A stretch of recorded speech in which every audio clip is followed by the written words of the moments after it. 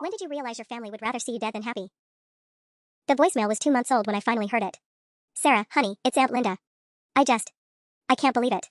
Your mother called me yesterday about the funeral arrangements, and I'm so sorry I missed the service. I was in Europe with Richard, and by the time I got her message. God, I wish I could have been there to say goodbye properly. My coffee mug slipped from my hands, shattering against the kitchen tiles. Emma looked up from her laptop at the dining table, concern creasing her pale features. The chemo had stolen the color from her cheeks weeks ago, but her eyes were still that brilliant green that made me fall in love with her 4 years ago. What funeral? I whispered into the phone. But Aunt Linda had hung up. The message was from September 15th.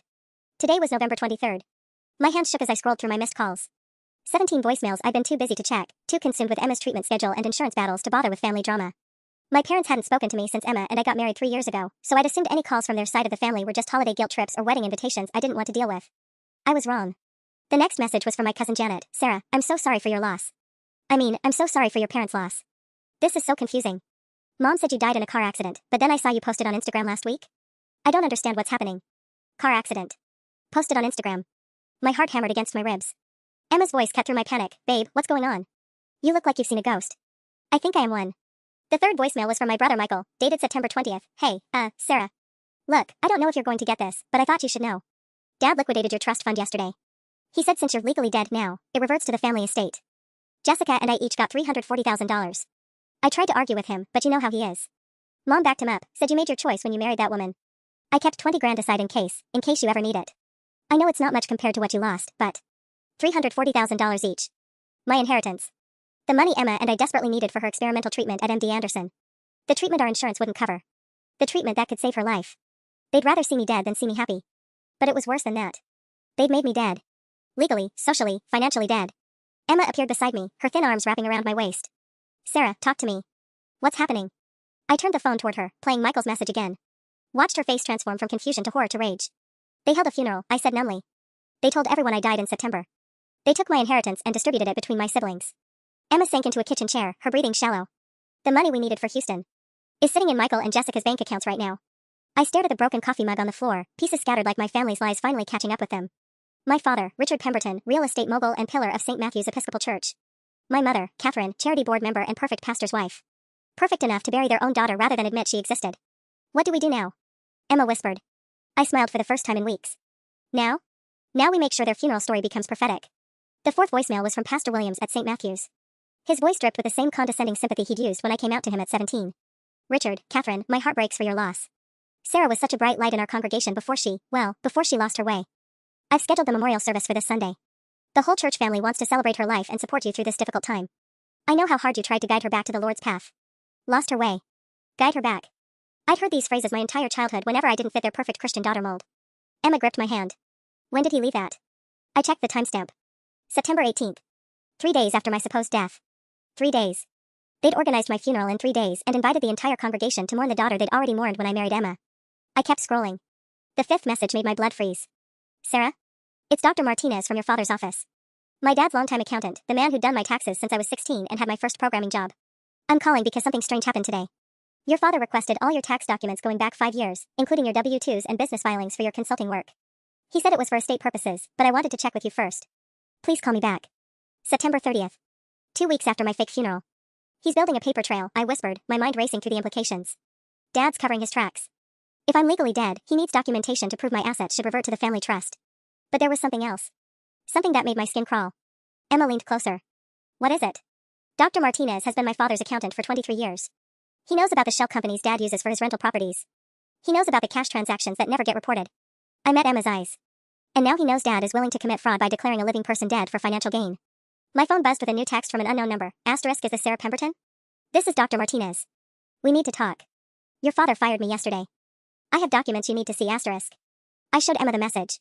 Her eyes widened. It's been 2 months, she said slowly. What else have they done while you were dead? I was already pulling up my laptop, fingers flying across the keyboard. First stop, my credit report. Clean. No new accounts, no suspicious activity. Next, social security records. Active status. No death certificate filed. They haven't made it official, I muttered. They're keeping me legally alive while telling everyone I'm dead. That way they can access my financial information without committing federal fraud. Yet. Emma's phone rang. We both froze. The caller ID showed her oncologist's office. Dr. Reeves? Emma answered, putting it on speaker. Is everything wrong? Emma, I'm sorry to call so late, but we have a problem. The insurance company rejected your appeal for the CAR-T therapy. Without the $180,000 upfront payment, we can't schedule you for the Houston program. $180,000. Exactly half of what my parents had stolen from me. How long do we have to decide? Emma asked, though we both knew the answer. Your latest scans show progression. I'd recommend making a decision within the next 2 weeks. After Dr. Reeves hung up, Emma and I sat in silence. 2 weeks to find $180,000, or watch the love of my life die while my siblings spent my inheritance on vacation homes and luxury cars. I typed back to Dr. Martinez, * tomorrow. 2 p.m. Starbucks on 5th Street. Come alone and bring everything, *. Time to learn exactly how deep my family's betrayal went. Dr. Martinez looked like he'd aged 5 years and 2 months. His usually immaculate silver hair was disheveled, and his hands trembled slightly as he slid a thick manila envelope across the Starbucks table. Your father destroyed my practice, he said without preamble. 23 years of loyal service, and he fired me the day I started asking questions about your death certificate. I opened the envelope, my heart sinking as I flipped through bank statements, property deeds, and tax documents. What am I looking at? Proof that your father has been systematically hiding assets for over a decade. Dr. Martinez pointed to a highlighted section. Look at this transfer from September 22nd. 7 days after your supposed funeral. The bank statement showed a wire transfer of $680,000 from Pemberton Holdings LLC to an account in the Cayman Islands. My inheritance money. He moved it offshore, I breathed. Michael and Jessica didn't get my money. Dad kept it. Gets worse. Your brother and sister think they received $340,000 each from your trust fund, but look at these account statements. He showed me printouts from Michael's and Jessica's banks. The money came from a construction loan your father took out against one of his commercial properties. He's been paying them monthly installments to make it look like inheritance distributions, but it's actually debt financing. Emma leaned forward, studying the documents. So he lied to everyone. Sarah's siblings think they have her money, but he actually has it hidden in offshore accounts while putting them in debt. Exactly. And there's more. Dr. Martinez pulled out another set of papers. I found these in your father's safe before he fired me. Conversion therapy receipts dating back 3 years. My blood turned to ice. The receipts were from Restoration Ministries, a notorious conversion therapy program that had been sued multiple times for abuse. Each receipt was for $2,500, paid monthly from September 2020 to August 2023. 3 years, I whispered. The entire time Emma and I have been married, he's been funding conversion therapy programs. The receipts weren't just payments, they were donations made in my name, claiming tax deductions for contributing to religious education programs. My father had been using my identity to fund organizations dedicated to erasing people like me while simultaneously writing it off his taxes. That's $90,000 total, Emma calculated, her voice shaking with anger. Enough to cover half my treatment, and he spent it trying to pray away his daughter's sexuality. Dr. Martinez nodded grimly. But here's what really scared him into firing me. He pulled out a final document, a letter from the IRS dated October 15th. The federal government is launching an investigation into discriminatory housing practices by Pemberton Properties. Someone filed a complaint alleging systematic discrimination against LGBTQ+ tenants. I scanned the letter, my programmer's mind immediately catching the technical details. They're requesting all rental applications, tenant screening records, and correspondence from the past 5 years. Your father has been illegally screening out gay couples since 2019, Dr. Martinez explained. He keeps detailed notes about applicants' lifestyle choices and has rejected dozens of qualified tenants based solely on sexual orientation. If the IRS finds those records, federal discrimination lawsuit, massive fines, and criminal charges, I finished. Plus all those offshore accounts become evidence of tax evasion. Emma grabbed my hand. Sarah, this is it. This is how we get your money back and stop him from hurting other families. But Dr. Martinez wasn't done. There's something else. Your father didn't just tell your extended family you died. He's been telling his business partners that his daughter was killed by the homosexual lifestyle, drugs, violence, the whole propaganda package. He's been using your fake death as a cautionary tale to justify his discrimination policies. I stared at the man who'd done my taxes since I was 16, who'd watched me grow up, who'd congratulated me when I landed my first software engineering job. Why are you helping me? His eyes filled with tears.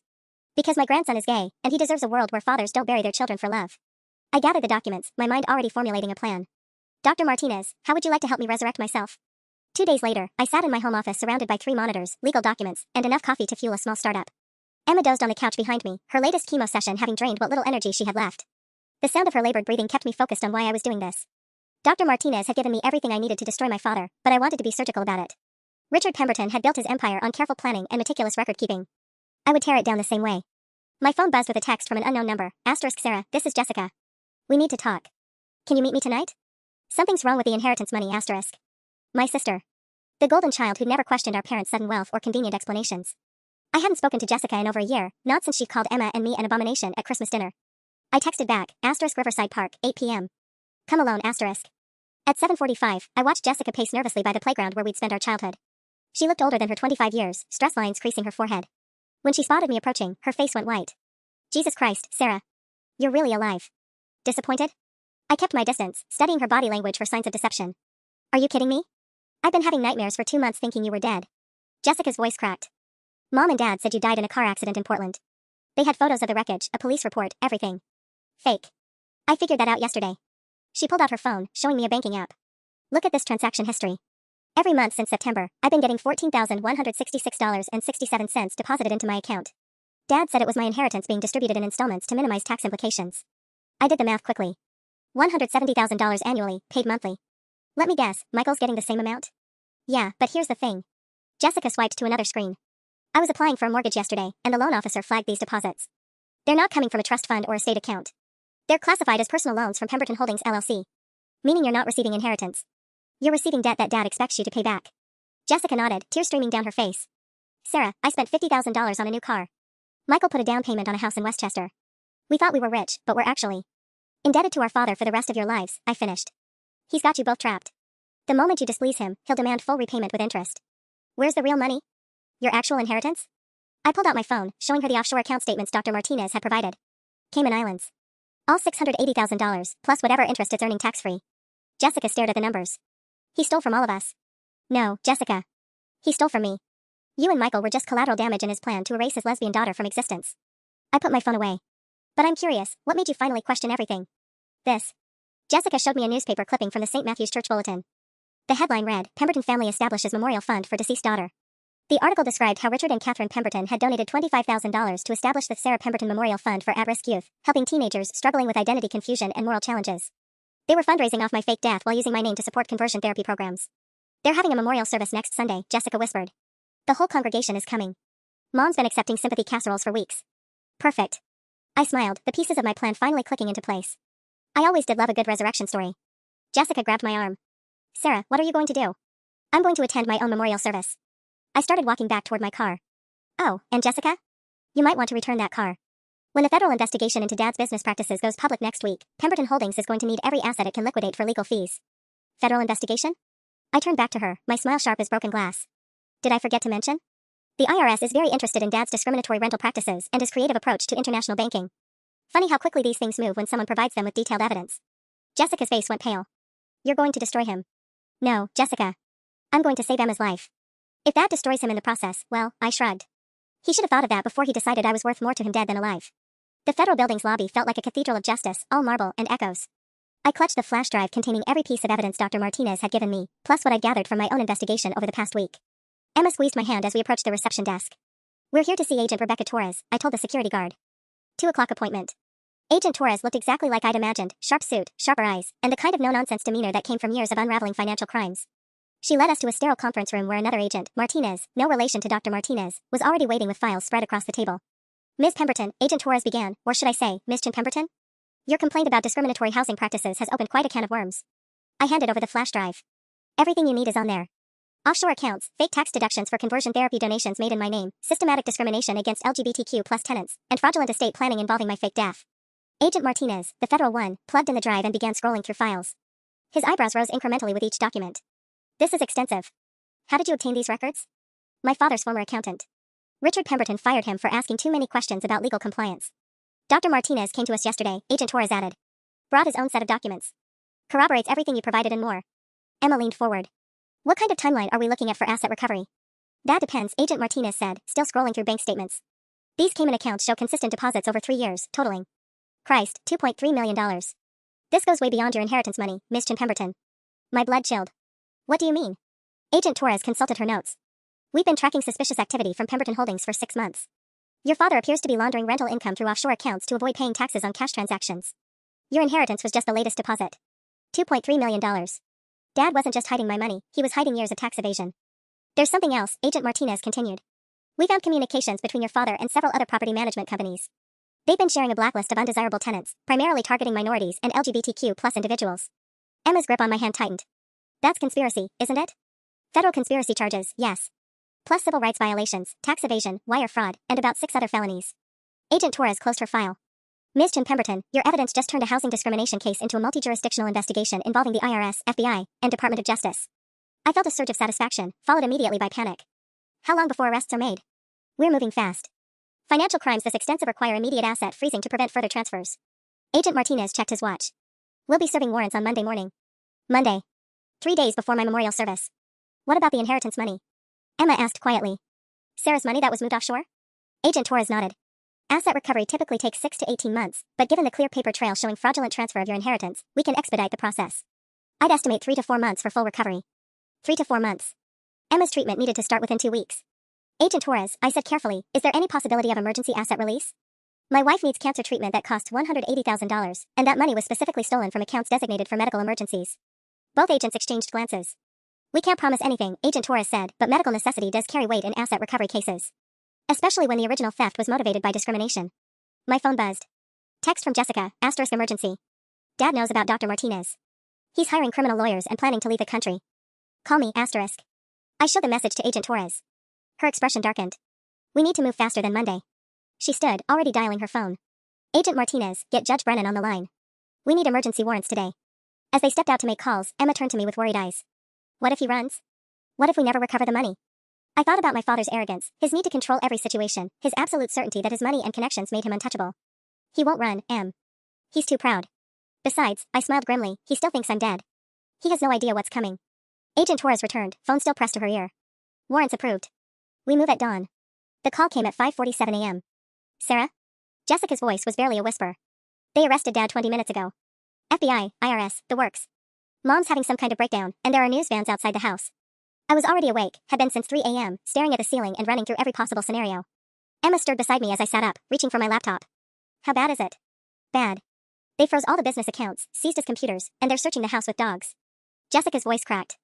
Sarah, there's something else. Mom told me the truth about your funeral. My fingers paused over the keyboard. What truth? There never was a car accident. They hired some guy from their church to fake a police report and create fake photos. Pastor Williams helped them plan the whole thing. Jessica was crying now. They've been planning to legally declare you dead for months. Mom had papers drawn up and everything. The room spun slightly. Creating fake police reports was federal fraud. Involving Pastor Williams meant conspiracy. And if they'd been planning legal death declaration. Jessica, are you somewhere safe? I'm at Michael's. But Sarah, the FBI wants to talk to both of us. They said we might be considered accessories because we received money we knew wasn't really inheritance. I pulled up the news websites, and there it was, prominent real estate developer arrested in multi-million-dollar tax evasion scheme. Dad's mugshot stared back at me, his usually perfect silver hair disheveled, his face gray with shock. The article was brutal. Richard Pemberton, 58, was arrested at his Westchester County home on charges including tax evasion, housing discrimination, wire fraud, and conspiracy. Federal agents seized over $2.3 million in assets hidden in offshore accounts. The investigation began when Pemberton's daughter filed complaints alleging systematic discrimination against LGBTQ+ tenants in the family's rental properties. Emma read over my shoulder. They named you as the complainant. My phone exploded with notifications. Missed calls from reporters, text messages from college friends, social media mentions from people I hadn't spoken to in years. The story was spreading fast. But one notification made my blood freeze, a Facebook message from my mother. *, I know you're behind this, you ungrateful little bitch. Your father is in federal custody because of your lies. I hope you're proud of yourself for destroying your family over your sick lifestyle. Don't think this is over *. Emma read the message, her face pale with anger. She still doesn't get it. Even now. My phone rang. Agent Torres. Ms. Jim Pemberton, we have a problem. Your mother hired Hamilton and Associates, they're the best white-collar defense firm in the state. They're already filing motions to challenge the warrants and delay asset seizure. What does that mean for recovery? It means this could drag out for years instead of months. They're claiming the offshore transfers were legitimate estate planning, not theft. Years. Emma didn't have years. She had days. Agent Torres, there's something else you need to know. I told her about the fake police report, Pastor Williams' involvement, and my mother's plans to have me legally declared dead. The silence on the other end stretched for nearly a minute. Jesus Christ, Agent Torres finally said. This just became a federal conspiracy case involving falsifying government documents. We're talking about adding 5 more felony charges. What about the church's involvement? If Pastor Williams helped create fraudulent documentation, he's facing his own federal charges. Religious organizations can't claim protection for criminal conspiracy. Emma grabbed my arm, pointing at her laptop screen. Sarah, look at this. She pulled up the St. Matthew's Church website. The memorial service for me was still scheduled for Sunday, complete with a donation link for the Sarah Pemberton Memorial Fund for at-risk youth. They were still fundraising off my fake death even as the FBI arrested my father for fraud. Agent Torres, I said, an idea crystallizing. What if I could get them to admit everything on record? What if I could get Pastor Williams and my mother to confess to the conspiracy? What are you thinking? I smiled, looking at Emma's determined face, then at the memorial service announcement on the website. I'm thinking it's time for a resurrection. Agent Torres was quiet for so long I thought the call had dropped. Ms. Jim Pemberton, are you suggesting what I think you're suggesting? I'm suggesting that if Pastor Williams and my mother think I'm still dead, they might be very talkative about their conspiracy during my own memorial service. I pulled up the church's livestream page. Especially if that service happens to be recorded. Emma's eyes widened. Sarah, that's incredibly dangerous. What if someone recognizes you? I've been dead for 2 months. People see what they expect to see. I was already planning logistics in my head. Besides, I won't be attending as myself. Agent Torres sighed heavily. This is highly irregular. We can't officially sanction civilian involvement in an active federal investigation. But you can't stop me from attending a public church service either. What exactly are you proposing? I looked at Emma, who nodded encouragingly despite her obvious fear. St. Matthew's live streams all their services. If I can get Pastor Williams or my mother to admit on camera that they fabricated my death, that they created false police reports, that they've been using my fake death to justify discrimination, it would be admissible evidence, Agent Torres finished. But Sarah, if they recognize you, if this goes wrong, then I'll be in a church full of federal evidence and witnesses. I scrolled through the memorial service details. According to this, they're expecting over 300 people. Half the congregation, plus business associates, extended family. Even if someone spots me, they can't exactly make me disappear in front of that many witnesses. Agent Martinez's voice came through the speaker. I hadn't realized he was on the call. There's precedent for this kind of operation. We used similar tactics in the Castellano case last year. The Castellano case involved trained undercover agents, not civilian victims. But it worked, I pressed. And Agent Torres, you said yourself this could drag on for years with their legal team. Emma doesn't have years. My phone buzzed with another text from Jessica. Asterisk mom's been calling everyone, telling them you faked your own death to frame dad. She's saying you're mentally ill and dangerous. The memorial service is still happening Sunday. She says it's about honoring the daughter she lost to sin, not the daughter who died, asterisk. I read the message aloud. Emma squeezed my hand. She's already changing the narrative, Emma said. Making you the villain even though you're supposedly dead. Agent Torres was quiet for another moment. If, and I mean if, we were to consider this, what would you need from us? Technical support. I want every word recorded, backed up to federal servers in real time. If something goes wrong, I need you to have everything they say. I opened my laptop, fingers flying across the keyboard.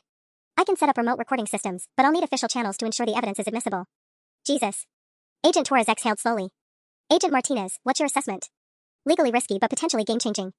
If Mrs. Pemberton and Pastor Williams believe they're speaking at a private memorial service, they might reveal details we'd never get through traditional investigation. Emma leaned closer to the phone. What about Sarah's safety? We'd have agents in the congregation, Agent Torres said slowly. Plainclothes, backup identities. If anything goes wrong, we could intervene immediately. My heart was racing, but for the first time in months, it wasn't from fear. Agent Torres, my father spent 3 years funding conversion therapy in my name. He told business partners that his lesbian daughter was killed by her lifestyle. He stole my inheritance while my wife is dying of cancer, then convinced my siblings they were rich while actually putting them in debt. I looked at Emma, drawing strength from her determined expression. Sunday morning, I'm either going to be Sarah Chin Pemberton attending her own memorial service, or I'm going to be a dead woman whose family gets away with everything. Either way, I'm walking into that church. All right, Agent Torres said finally. Let's plan a resurrection. The war room we set up in my living room looked like something from a cyber thriller movie. 3 laptops, a secure phone line courtesy of Agent Torres, and enough recording equipment to document a presidential confession. Emma sat curled in her chair, a blanket wrapped around her thin shoulders, coordinating with Dr. Martinez while I ran system diagnostics on the streaming setup. Backup servers are live, I announced, checking the federal portal Agent Torres had given me access to. Everything recorded tomorrow will automatically upload to FBI servers in real time. My phone buzzed. Jessica again, asterisk Sarah, I need to tell you something about the memorial service. Mom's been rehearsing a speech about how your homosexual lifestyle led to your death. She's planning to use your funeral to warn other parents about the dangers of accepting gay children, asterisk. I showed the message to Emma, whose face hardened despite her exhaustion. She's going to use your memorial as conversion therapy propaganda. Perfect. I pulled up the church's website again, studying the layout. The more she talks, the more evidence we collect. Dr. Martinez's voice crackled through the speakerphone. Sarah, I found something else in your father's files. Bank records showing payments to a private investigator from March through August. $15,000 total. Emma and I exchanged glances. What was he investigating? You and Emma. The PI was documenting your daily routines, work schedules, medical appointments. There are photos, Sarah. Hundreds of them. My blood turned to ice. He was stalking us. It gets worse. The final report is dated August 28th, 2 weeks before your supposed death. The PI summary recommends permanent solution to family reputation management problem. Emma grabbed my hand. Sarah, what if the memorial service isn't just about covering up their lies? What if they're planning to make you actually disappear? Agent Torres' voice cut through my panic. Dr. Martinez, we need those files immediately. Sarah, this changes everything. If your father hired someone to surveil you, and that person is still active, the PI could be at the memorial service, I finished. Looking for me. My laptop chimed with an encrypted message from Agent Torres, asterisk private investigator identified as Marcus Webb, former NYPD, currently under investigation for harassment charges in 2 other cases. Last payment from your father, August 30th, $5,000 with notation final cleanup. Asterisk. Final cleanup. 2 weeks before my fake funeral. Emma's breathing had become shallow, the stress exacerbating her chemo side effects. Maybe this is too dangerous. Maybe we should let the federal investigation run its course. Em, you heard Agent Torres. Their legal team could drag this out for years. I knelt beside her chair, taking her cold hands in mine. Your next oncology appointment is Tuesday. Dr. Reeves said if we don't start treatment within 2 weeks. She nodded, tears in her eyes. I know. I just don't want to lose you too. My secure phone rang. Agent Martinez this time. Sarah, we ran Marcus Webb's financial records. He received $25,000 from an untraceable account yesterday, 6 hours after your father's arrest. Someone had paid Webb a substantial sum right after Dad was taken into custody. Someone who knew about the investigation and wanted to ensure loose ends were tied up. Agent Martinez, was the payment made before or after the news broke publicly? Before. Whoever hired Webb knew about the arrest before it hit the media. I closed my eyes, running through the timeline. The FBI had arrested Dad at dawn. The news broke 3 hours later. But Webb had been paid within 6 hours of the arrest, which meant someone with inside knowledge paid him, I said. Someone who knew the federal timeline. Emma sat up straighter despite her weakness. Sarah, what if it wasn't your father who hired Webb? What if someone else has been orchestrating this?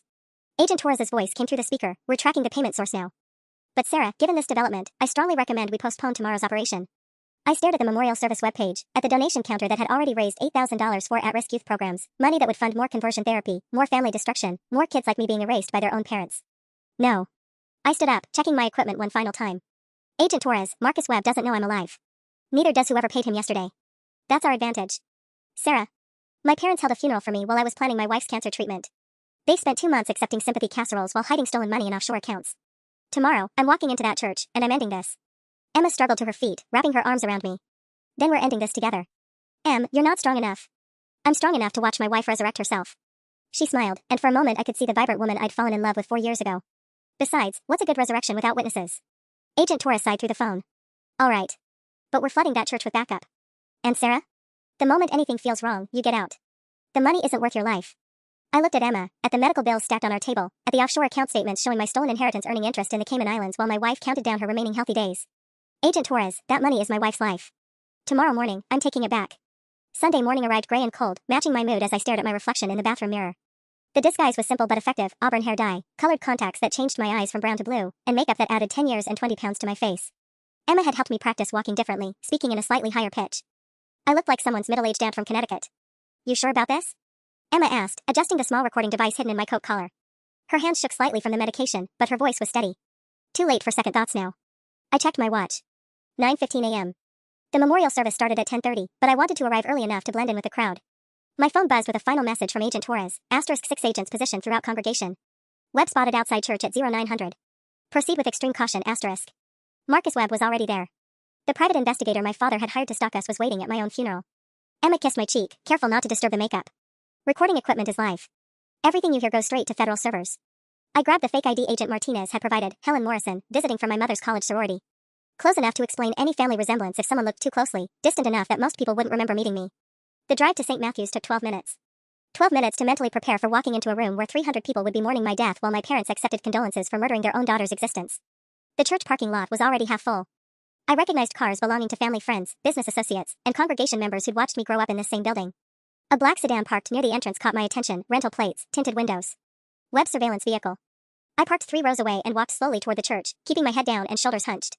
An elderly couple ahead of me was discussing my tragic accident. Such a waste, the woman said. Catherine always said Sarah was troubled, but no one expected it to end like this. Richard's been so strong through all this, her husband replied. Leading by example even while grieving. Leading by example. My father was in federal custody, but somehow his reputation remained intact. The church foyer was packed with people I'd known my entire life. Pastor Williams stood near the entrance, greeting mourners with practiced sympathy. He was younger than I remembered, maybe 45, with a kind of smooth confidence that made wealthy parishioners open their checkbooks. Thank you for coming, he said to the couple ahead of me. Sarah's family needs our support during this difficult time. Then his eyes met mine. For one terrifying moment, I thought he'd recognized me. But he simply smiled and extended his hand. I don't believe we've met. I'm Pastor Williams. Helen Morrison, I replied in my practiced higher voice. Catherine's sorority sister from Connecticut. I came as soon as I heard. His smile widened. Of course. Catherine mentioned you might attend. Please, find a comfortable seat. We're expecting quite a turnout. I moved into the sanctuary, scanning for Agent Torres's people while avoiding direct eye contact with anyone who might know my face. The altar was decorated with white lilies and a large photograph of me from high school, smiling, innocent, before I'd understood what loving Emma would cost. Below my photo, a donation table displayed the memorial fund information. Already $12,000 raised for at-risk youth programs. A well-dressed woman I didn't recognize was explaining to newcomers how Sarah Pemberton's death illustrated the dangers of lifestyle choices that lead young people away from God's plan. My hands clenched involuntarily. They were literally fundraising off my fake corpse to fund more conversion therapy. Tragic story, a voice said beside me. I turned to see a middle-aged man with graying hair and sharp eyes. Something about his posture screamed law enforcement, even in a funeral suit. Marcus Webb. The private investigator was sitting right next to me. My blood turned to ice, but I forced myself to remain calm. Marcus Webb was less than 2 feet away, studying the memorial display with professional interest. Yes, very tragic, I replied in Helen Morrison's higher voice, keeping my eyes fixed on the altar. Though I didn't know Sarah personally. I'm here for her mother. Webb nodded, still scanning the crowd. Family friend myself. Worked with Richard on some business matters. His gaze swept over me briefly, then moved on. Terrible thing, losing a child so young. Catherine's been devastated. I watched him from my peripheral vision, noting how his eyes catalogued every face in the congregation. He was looking for someone, probably me, the supposedly dead daughter whose final cleanup he'd been paid to handle. Have you seen Catherine this morning? I asked, needing to locate my mother before the service began. She's in the pastor's office, going over her remarks. Webb's expression darkened slightly. Been a rough few days for the family, what with Richard's legal troubles and all. So he knew about Dad's arrest. Of course he did. Someone had paid him $25,000 within hours of it happening. The organ began playing softly, signaling the service would start soon. People were finding their seats, and I spotted Agent Torres near the back, disguised as a middle-aged businessman. She caught my eye for just a moment and nodded almost imperceptibly. "Excuse me," Webb said suddenly, standing. "I should pay my respects to Mrs. Pemberton before things begin." I watched him walk toward the side door leading to the pastor's office, my heart hammering. In 5 minutes, he'd be in the same room as my mother. If she said anything about the fake death certificate, about the PI surveillance, about the plan to have me legally declared dead. My earpiece crackled softly with Agent Torres' voice, subject moving toward target. Recording equipment active. The side door opened, and my mother emerged with Pastor Williams and Marcus Webb trailing behind her. Catherine Pemberton looked exactly like what she was, a wealthy widow playing the part of grieving mother. Her black dress was perfectly tailored, her makeup artfully applied to suggest tears without actually smudging, and her diamond jewelry caught the sanctuary lights just enough to remind everyone of the family's social status. But her eyes were cold as winter stone. Pastor Williams approached the podium, and the congregation settled into respectful silence. We gathered today not just to mourn, but to remember Sarah Pemberton, and to support her loving family during this time of unimaginable loss. Loving family. I almost laughed out loud. Before we begin, Pastor Williams continued, Catherine has asked to share some thoughts about her daughter, and about the important work we can do to prevent other families from experiencing similar tragedies. My mother rose gracefully and walked to the podium. She gripped the edges with perfectly manicured fingers and surveyed the congregation with practiced sorrow. "Thank you all for being here," she began, her voice carrying clearly through the sanctuary's sound system. "Richard and I are overwhelmed by your support during the darkest chapter of our lives." She paused, dabbing at her eyes with a handkerchief. "Many of you watched Sarah grow up in this church.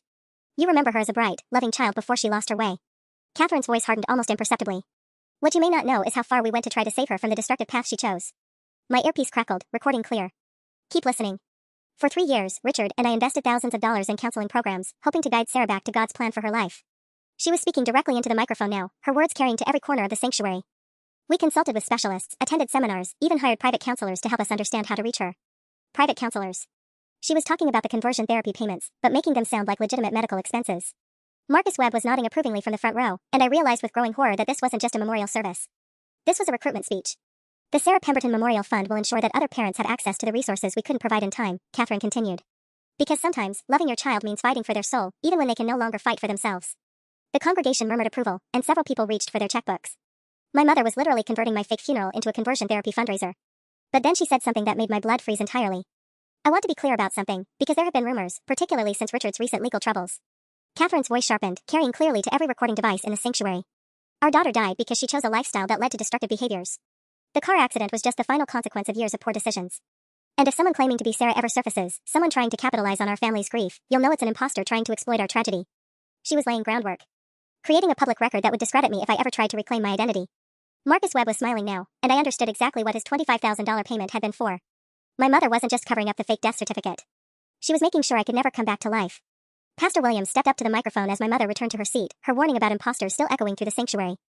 I watched Marcus Webb lean forward, his attention focused entirely on the pastor's next words. "Before we continue with our celebration of Sarah's life," Pastor Williams said, his voice carrying that practiced blend of authority and compassion, "I want to address the elephant in the room. Many of you have heard about Richard Pemberton's arrest, and the malicious allegations being made against this family." Several congregation members nodded, murmuring agreement. My earpiece crackled softly, Agent Torres confirming the recording was crystal clear. "I've known Richard and Catherine for 15 years. I was here when they struggled with their daughter's rebellion, when they exhausted every resource trying to guide her back to righteousness." Williams gripped the podium, his knuckles whitening. "What's happening to this family now is persecution, plain and simple. Accusations made by someone with a grudge against everything the Pembertons represent." My heart hammered against my ribs. He was talking about me, dead me, as the source of the federal investigation. "The truth is," Williams continued, his voice rising slightly, "Sarah's death freed her parents from years of torment. They could finally grieve the daughter they lost to sin, instead of watching her destroy herself with that woman she claimed to love. That woman. Emma's name spoken like a curse in the house of God. Which is why," Williams said, his eyes scanning the congregation, "I want to share something Catherine asked me to keep private. Something that shows the true character of the people now attacking this grieving family." My blood turned to ice. He was about to reveal something new, something I didn't know about. 3 weeks before Sarah's accident, she called me. Drunk, desperate, threatening to embarrass her parents if they didn't give her money for her sick friend's medical bills. Williams paused for effect. She demanded her inheritance immediately, claimed she needed it for some experimental cancer treatment. When Richard and Catherine refused to enable her destructive behavior, she became violent. Abusive. She threatened to make up lies about their business practices, to destroy their reputation out of spite. The sanctuary was dead silent.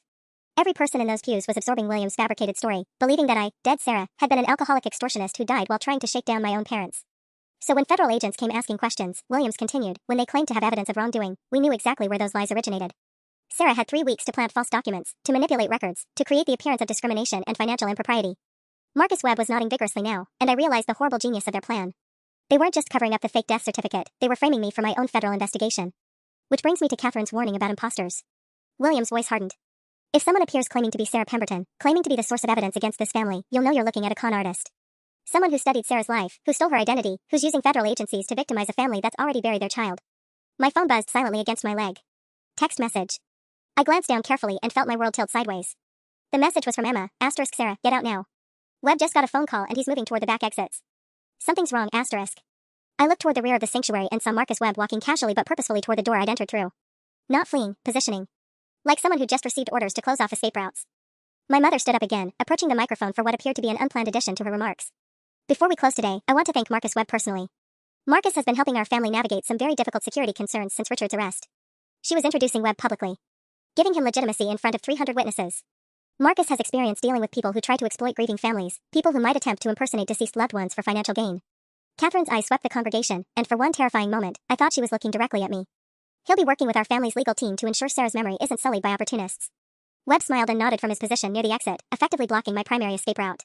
The trap was closing, and I was sitting in the middle of it with a federal recording device broadcasting my location to everyone who mattered. My earpiece crackled with Agent Torres' urgent whisper, "Sarah, we have 3 more vehicles pulling into the parking lot. This isn't just Webb, it's coordinated." I forced myself to remain perfectly still as my mother continued her speech, but my mind was racing through exit strategies. The side door near the altar led to Pastor Williams' office. The main aisle was blocked by Webb. The emergency exits were probably being covered by whoever had just arrived outside. Marcus has also been investigating the source of the fraudulent documents used to justify Richard's arrest, my mother continued, her voice carrying clearly through the sanctuary. We have reason to believe someone has been using Sarah's personal information, social security number, banking details, even her voice, to create false evidence. Voice. My blood went cold as I realized what she was implying.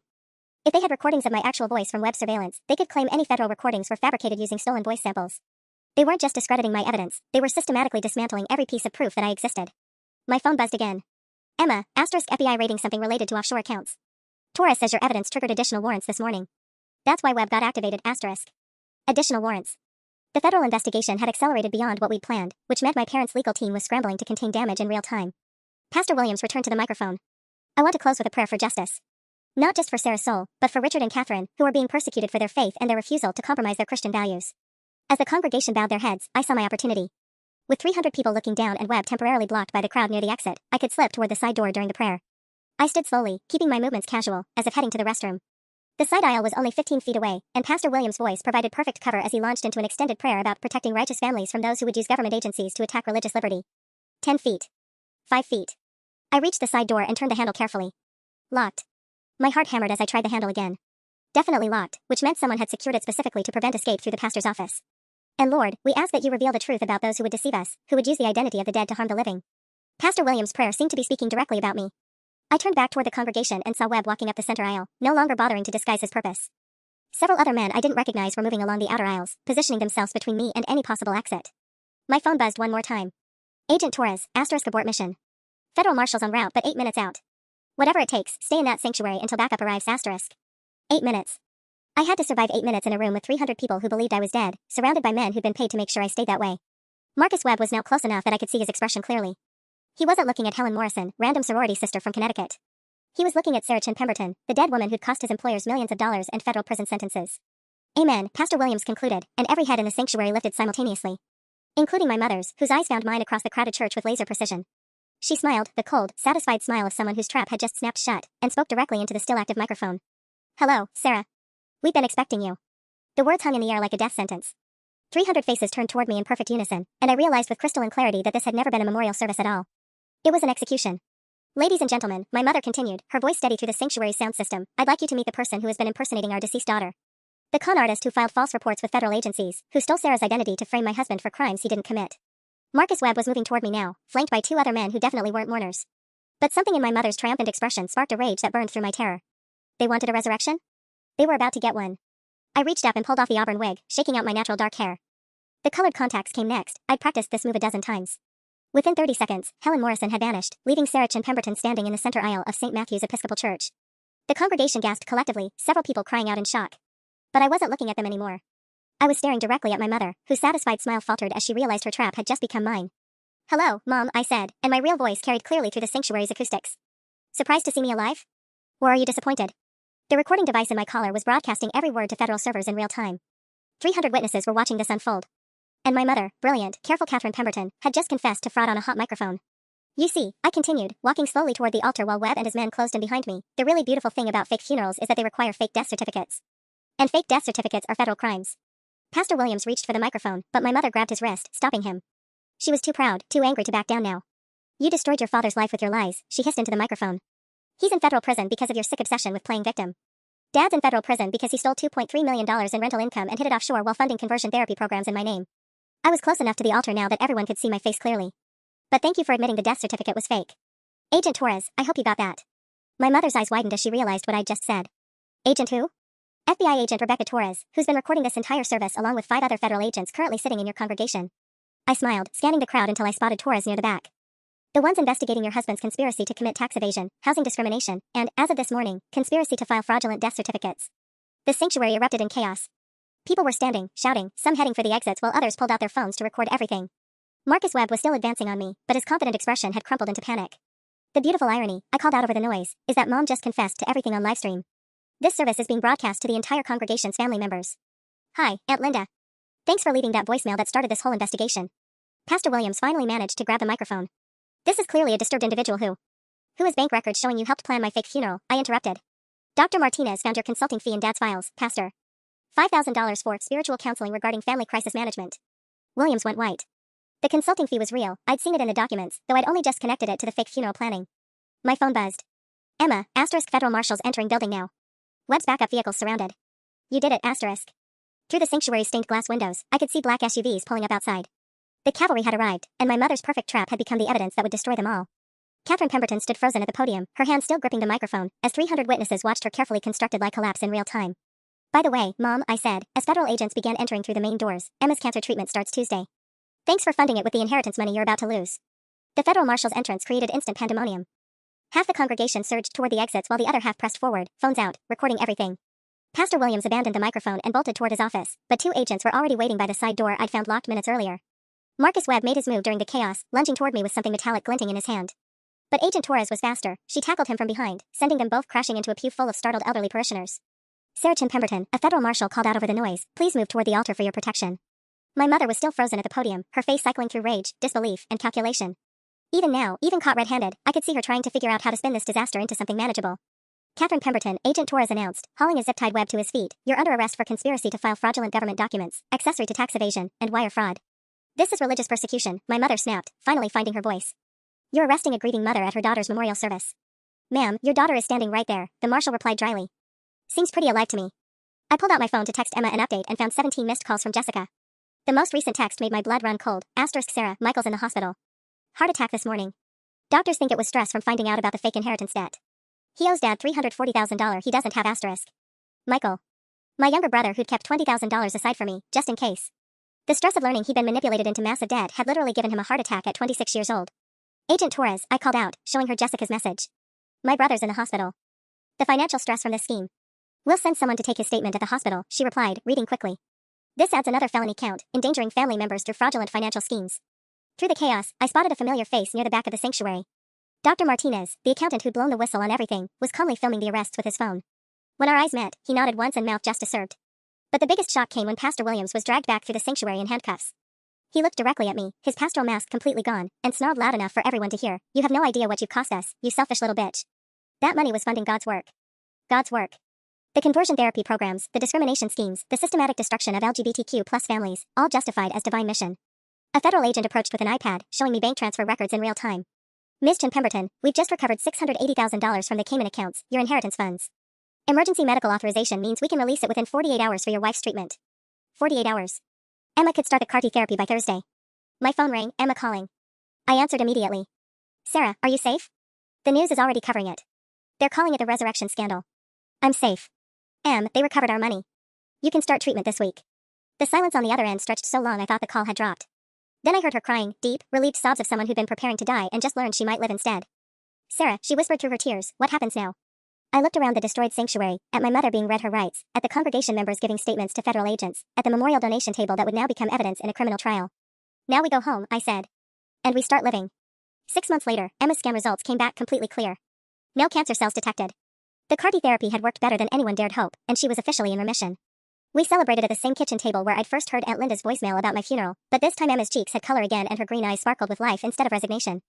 Federal sentencing is next week, I said, scrolling through the legal updates on my laptop. Dad got 12 years for tax evasion, wire fraud, and the housing discrimination conspiracy. Mom got 8 years for the death certificate fraud and accessory charges. Emma squeezed my hand. What about Pastor Williams? 6 years, plus the church lost its tax-exempt status. Turns out they were funneling money to conversion therapy programs in violation of federal anti-discrimination laws. I pulled up another document. And Marcus Webb got 15 years.